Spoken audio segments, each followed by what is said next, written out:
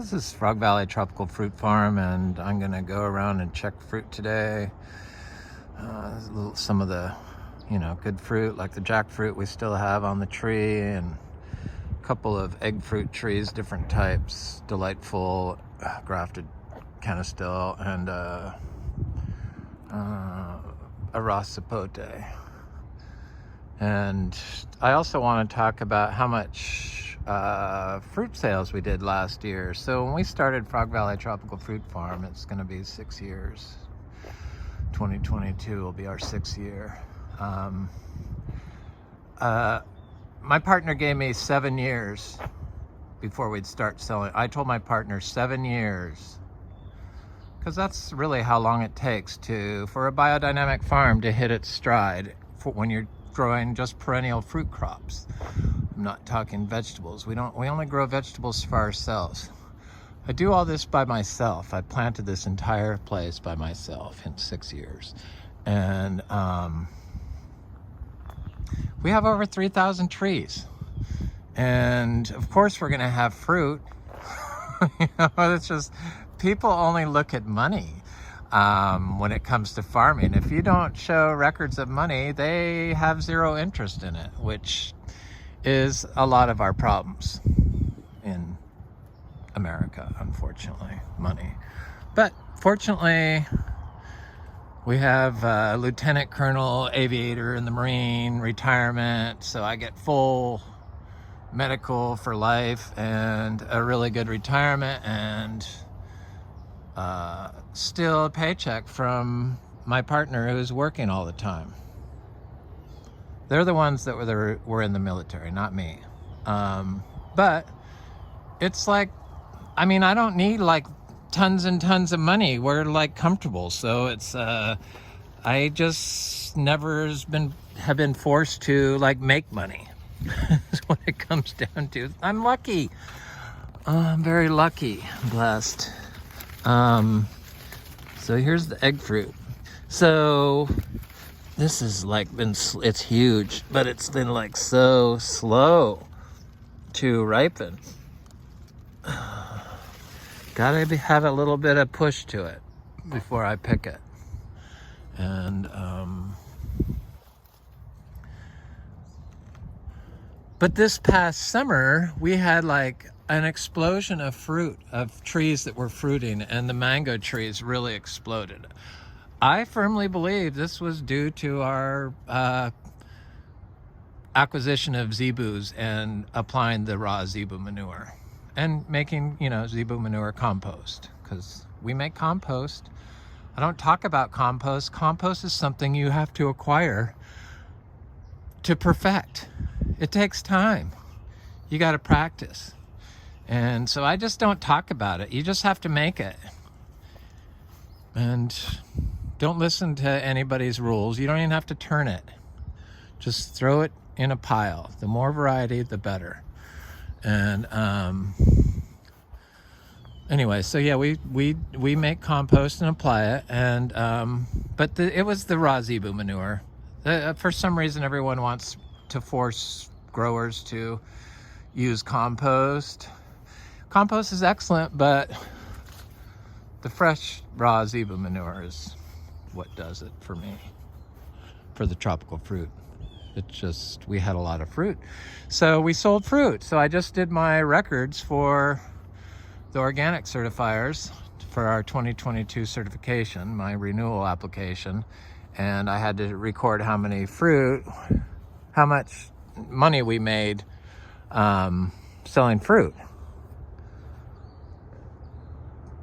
There's so many revenue streams here. All these heliconias. They're from $20 per stem rhizome, or $250 up to $250. And I divide them everywhere. And so there's a lot of those, and there's all the gingers. I have thousands and thousands of gingers plants that I planted. Not thousands, but probably thousands if you can't count each individual stem. and that's all sellable. And I kind of have an aversion to plastic nursery pots, black plastic nursery pots. I've said this, I've been honest about it.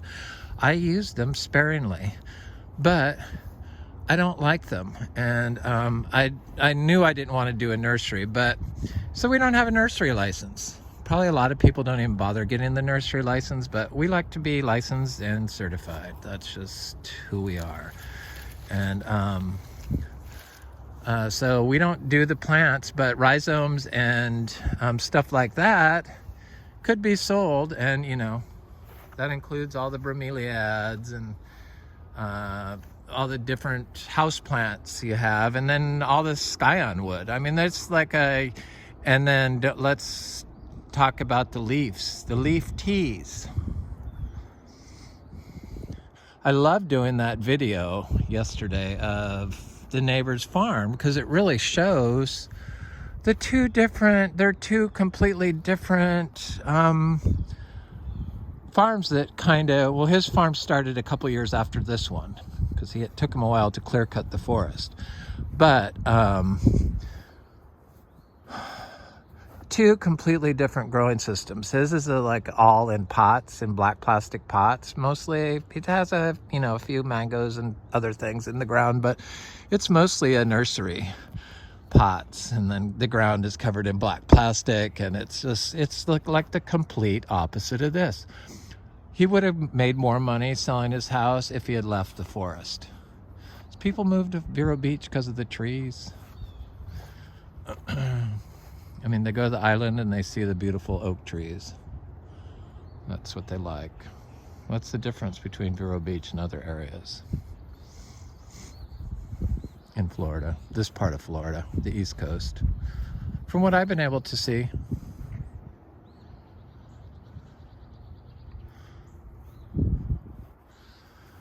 So, yeah, there's all kinds of revenue streams. And so this year when we got this bumper crop of fruit, we had lots of different stuff.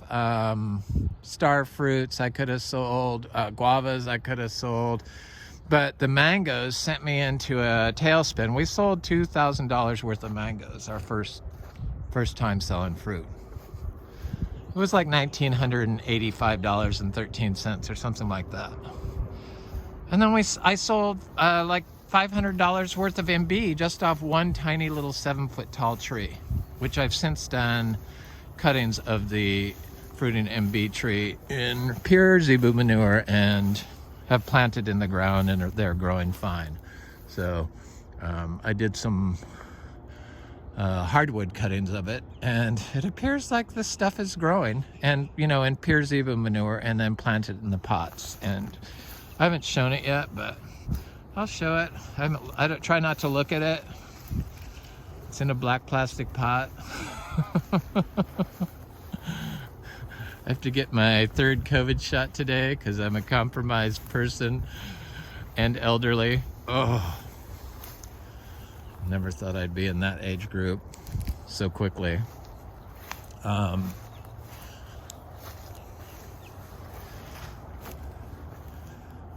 this is that raw sapote that's been starting to flower. They haven't opened it up yet, but they look like big. And this tree has held fruit before. This tiny little grafted tree. But it's just amazing that it's flowering in.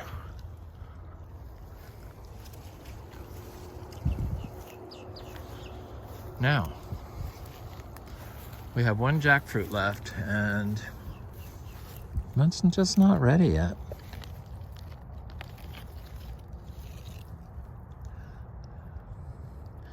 This little tiny tree had 8 fruit on it. And all the seeds, we did sell seeds. I sold some seeds, so I sold some seeds. I sold a lot of mangoes. I sold some MB fruit, and I sold a little manure. As you can sell the cow manure, tax-free, because it's fertilizer.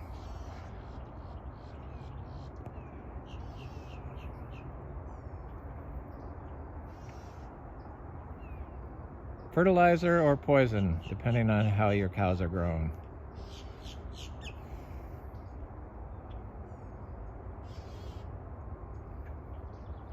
my little darling cows. I just love those cows so much, and I'm like looking at all my tree growing area and realizing that I can really expand Frog Valley Farm with my little babies that I'm going to have, and not really, and be able to combine the cows here at Frog Valley Tropical Fruit Farm.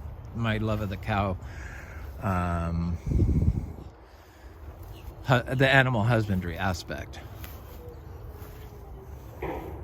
We don't have any chickens, but we have all kinds of other birds.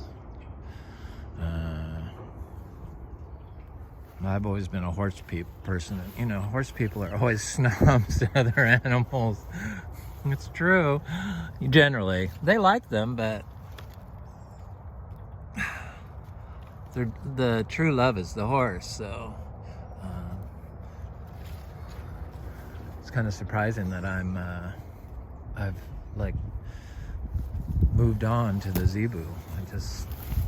I love my donkeys though, don't get me wrong. I commune with my donkeys every day. So I plucked off all our sapodilla fruit off our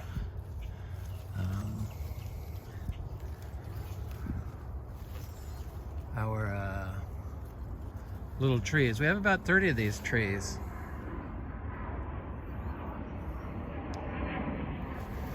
People only look at the money, but you know, we have a fruiting achacha tree, and they produce 2,000 pounds of fruit. So once they start producing fruit, they like ramp up really quick. And we have several other achacha trees, you know, various sizes. Some are getting close to fruiting size. So 2,000 pounds of fruit at $24 a pound. Even if it's $10 a pound, it's still a lot of money when you have 300 trees. But yeah, the mangoes, these mangoes, the larger ones mostly, that, you know, the first ones I planted, because I was a chacha and Rollinia, and then I killed the Rollinia with the calcium carbonate infused artesian water, well water. That's changed the pH. I didn't have the biology in the lawn to buffer the pH, to protect the Rollinia from the change in the pH, because that's what this does. Your rhizosphere. If you have all this biology in there, it buffers the pH. You don't have to even concern yourself with what the pH does. It manages it for you. That's the difference between this and... So I ate this last kuimak off this tree.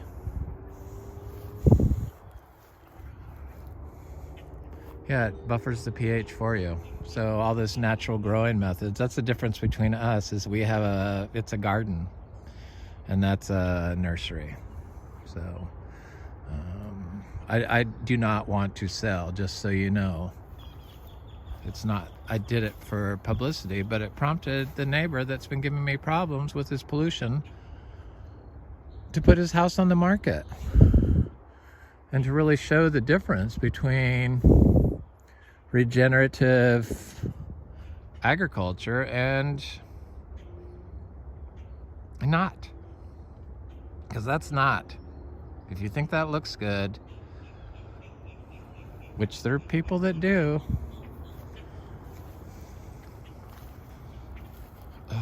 I wouldn't want to overlook a sea of black plastic pots. Can you imagine how hot that is with the black plastic tarp underneath the black plastic tops? All the edges sprayed with glyphosate. No, super fun sight for sure. Driving over it with machinery all day long. Nope.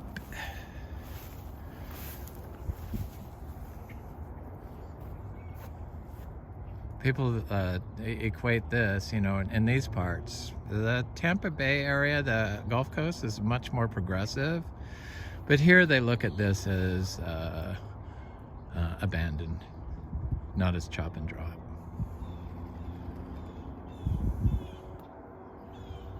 It's just what I have to deal with. Thank God I have my YouTube channels to like bond with the community over like-minded growing practices. Some of the littler mangoes, like our new orange sherbet and stuff, they produce like tons of fruit. Because a lot, you know, I planted this place by myself, so all the trees are of varying height. It's a layering thing. Now I'm going in and I'm filling in with landscaping plants, which we have thousands of them at this point.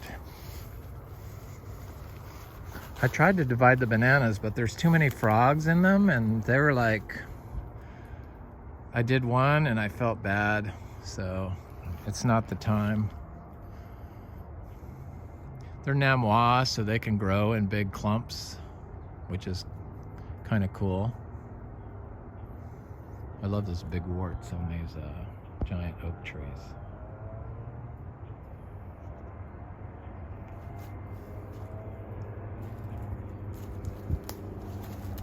These crinum lilies are really cool. So yeah, we don't sell plants. We sell seeds and leaves, and seeds and leaves, and we're going to start selling leaves. I said that. Fruit, that's what it is.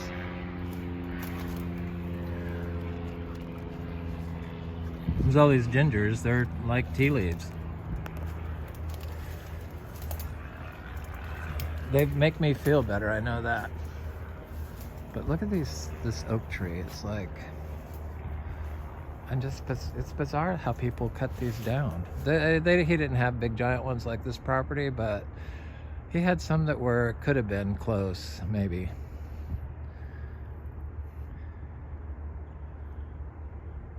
Those big warts they have. And what is that? What's a whole habitat that lives in there?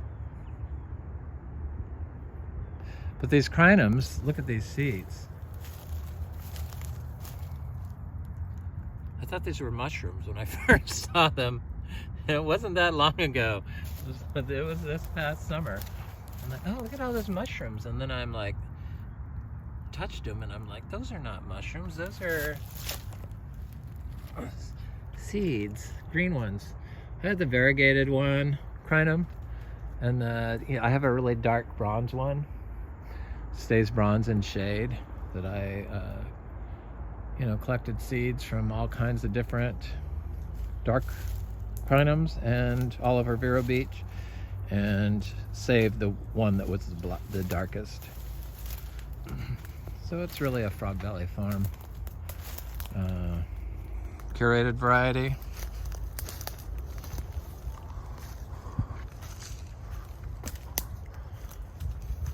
So yeah, I guess I wouldn't need a nursery license to sell rhizomes or ginger, and I'm kind of getting more absorbed into the fact that I'm gonna have to do this kind of stuff just because there's just so much of it. The fruit, people want it and people need to eat it. I could have sold all the mangoes, but I had to shut it down. I got such bad anxiety. Because if I make a mistake on the dress, and I did it on one of the first ones because I was getting hit by too many things at once. But obviously, if I have a printed out web page that prints out the orders and I just fill them, it wouldn't be as bad.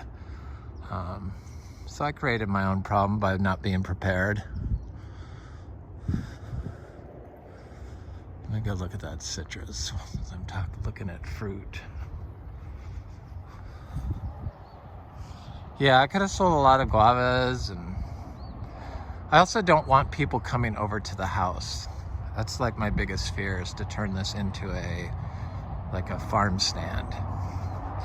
That's why we had the beach house. The beach house is fell out of escrow because they wanted to take some more money off, and it's just like, no.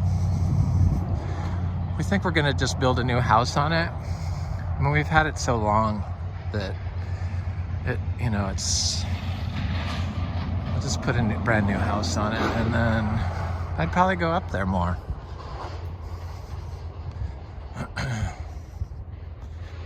That was going to be our farm stand. Maybe if it was nicer, I'd go up there and do a farm stand. So that's what we'll do. Got all those trees there. I'm going to have to move some of them, but at least it keeps you busy. The shack is a little too shack-like, I think, for modern living. There's my citrus. I love it. These are Frog Valley Farm citrus that I'm going to seedlings that I'm going to save the favorite fruit and grow the seeds from that. No watering required. I thinned the fruit. This is the first time they've fruited. They're going to be 3 years in the ground in like January from seed. None of these plants get watered. This black sapote is on drip that we turn on in like, I don't know, January or December sometimes. And then we put it on and off. I cut one of the things digging up the one banana. For some reason the plastic was, the tubing was there. So I have to fix that. But the Artesian Drip works great. No energy required. But this is all set up in Artesian Drip in rows, like 5, 6 rows, but I don't use it. I have turned this one row right here on. There's 1, 2, 3, 4, 5. But I don't turn those in, and I turn this one on, the black sapote that goes that way with the other black sapotes. But these citrus, oh, the jackfruit is on it. This jackfruit from the nursery is on it. But our seed-grown jackfruit is not on drip. I kind of don't think it needs anything now. I think there's enough energy stored up in all this cover that the release and breakdown of the carbon will release enough water to keep it damp enough in the higher root zone. So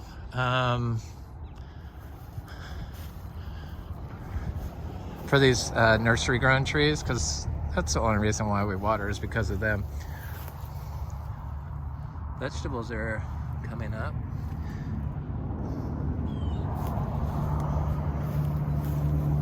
Sun is better.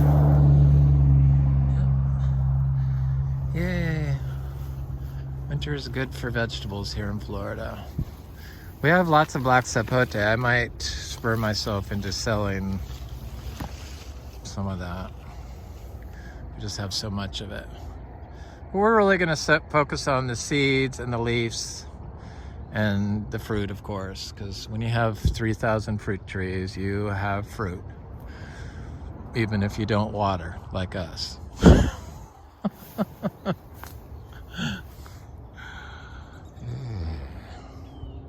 Plus we have the high dollar fruit, so the numbers add up really quick. I mean, we have all the rare garcinias that fruit, and not that I'm bragging, but I don't see too many people doing that. And if it was so easy, it would have been done by now. We did it in 5 years. I think that's the amazing part.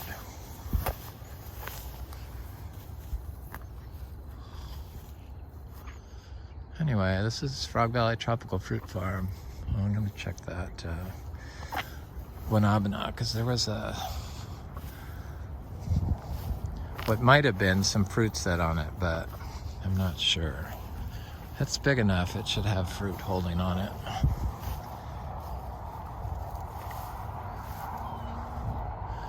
This was one of those mangoes that froze back from the 31 degrees. This, you know, this was all lawn, so it was really compacted, but we turned it around and it took a long time. It did take a long time, but I really didn't know as much as I know now, so it could be rushed, I'm sure. Or, you know, you could spur it along.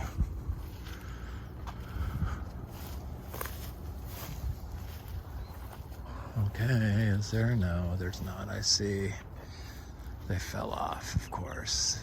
Maybe not. Oh. Yeah, they're gonna fall off.